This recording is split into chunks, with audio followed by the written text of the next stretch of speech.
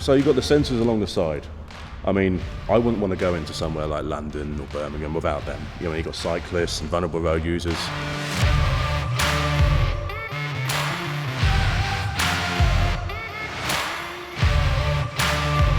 You'll just be driving your car like this and it'll just catch your eye. This little red light in the mirror catches your eye. It's important that we have the features on a truck which help the driver to do his job so much better. It's important that the truck looks right, it's safe. When you're alongside someone, you get a little red light in the mirror. Even if you say turning right on the roundabout, it'll just catch your eye. It'll just catch your eye. So, okay, someo's there. I wouldn't want to go into London without it. You know, just from the safety.